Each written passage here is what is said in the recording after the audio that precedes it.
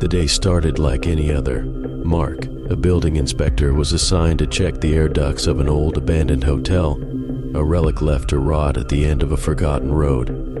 It was just another job in another rundown building. Routine. But old places have a way of holding on to secrets, and sometimes what's buried inside refuses to stay hidden.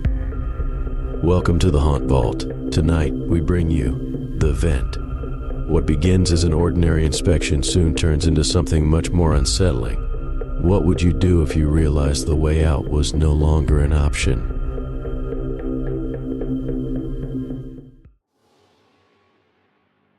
The day started like any other. Mark, a building inspector, had been hired to check the air duct system in an old rundown hotel set for renovation. The structure had been abandoned for years, a forgotten relic of a failed investment. The new owners wanted it refurbished and ready for guests in a few months, and it was Mark's job to ensure the building was safe. He had seen plenty of decrepit places in his career, but there was something unsettling about this hotel. It loomed at the end of a forgotten road, its cracked windows and peeling facade staring back at him like the empty eyes of a skull. Still, Mark brushed off the feeling. Old buildings like this always had a way of creeping under your skin. The air ducts were his primary concern. They were massive, installed back when larger ducts were needed for maintenance workers to crawl through. The building's blueprints suggested that accessing and inspecting the main ventilation system would be straightforward enough. After entering through the hotel's back entrance, Mark found the main vent access panel in the basement, just as the blueprints had shown. He unscrewed the cover and set it aside, the stale air from inside the shaft hitting him immediately. It smelled of dust and decay, but he was used to that.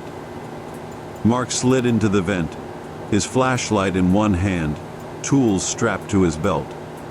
At first, the space was wide enough to move comfortably on his hands and knees. The metal creaked under his weight, but it held steady. It was routine work, something he had done hundreds of times. He just needed to check for structural weaknesses, note any repairs, and then he'd be out of there. But after about 20 feet of crawling, the vent started to narrow. The further he went, the tighter the walls became. Mark had to lower himself flat onto his stomach to continue, his arms stretching out in front as he pulled himself forward inch by inch. The walls pressed in on him, and the air grew thicker with dust, but he ignored the growing discomfort. Then, something strange happened. As Mark crawled deeper into the vent system, he realized he hadn't come across a single side exit or intersection. The vent was supposed to lead into various shafts branching off into other rooms, but there were none. It was just one long, suffocating tunnel of rusted metal. Mark stopped for a moment to catch his breath, the cold metal floor pressing into his chest. He glanced back, shining his flashlight into the darkness behind him. Nothing but the narrow tunnel stretching back toward the access point. And then he heard it, the faintest creak, like the groaning of old metal shifting. He dismissed it as the building settling, but the sound put him on edge. Something about it felt off. Still, he had a job to do. He pushed forward, crawling deeper into the vent. The walls continued to narrow, squeezing his body until he had to contort himself to fit. His arms scraped against the rough metal, and every movement felt like a struggle. The stale air inside the vent was suffocating now, thick with dust and the smell of rust. Mark was about to turn back when his phone buzzed. He fumbled to pull it from his pocket, but in the cramped space, his hand slipped. The phone fell, clattering into the darkness behind him, just out of reach. Damn it! He muttered, his voice tight with panic.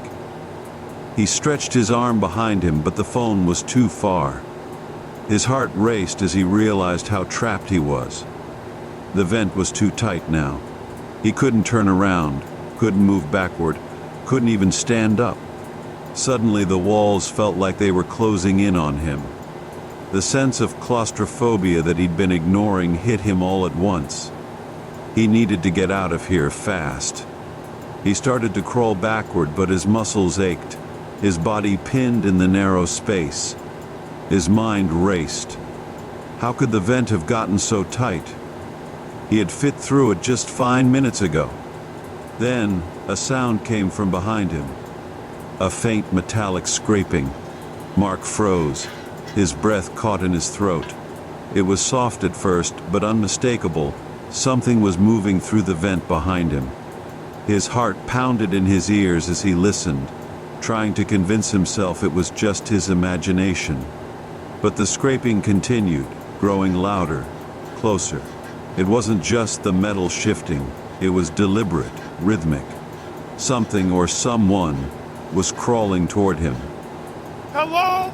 Mark called out, his voice cracking in the confined space.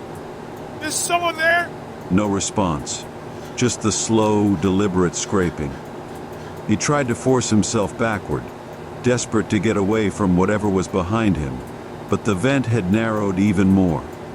He couldn't move. Panic surged through him. He was stuck. The scraping grew louder. It was right behind him now, so close he could feel the vibrations through the metal. His pulse raced, his breathing shallow. He strained his neck, trying to see behind him, but the space was too tight. He could do nothing but lie there, listening as the sound stopped directly behind his legs. Then he felt it, something cold and clammy brushing against his ankle. Mark thrashed violently, his body scraping against the jagged metal walls as he tried to pull himself forward. But it was no use. The vent was too narrow. He was pinned, helpless. The thing behind him didn't move again. It just lingered, its presence palpable in the suffocating darkness. For what felt like hours, Mark lay still, his body trembling, muscles burning from the tension. Every breath he took was a struggle, his lungs barely able to expand in the tight space. The air was thick with dust and the stench of rust, and his vision swam in the darkness. He hadn't told anyone exactly where he'd be working today. He was completely isolated, buried deep inside this decaying building, trapped in the very walls he was supposed to be inspecting. As the air grew thinner and his strength faded, Mark realized the awful truth. There was no way out. His flashlight flickered and died, plunging him into total darkness. His breathing slowed, each breath more labored than the last. In his final moments, as his mind drifted toward unconsciousness, he thought he heard it again. That faint, rhythmic scraping. But this time, it was getting louder. Sometimes it's the places we least expect that hold the darkest secrets. Mark entered those vents expecting nothing more than rust and decay. But what he found instead was something far worse, something waiting in the shadows, something that wouldn't let him leave. Thank you for watching The Haunt Vault. If tonight's story of the vent left you unsettled, remember, old buildings aren't the only places that can trap you. Sometimes the walls around us are much closer than we think.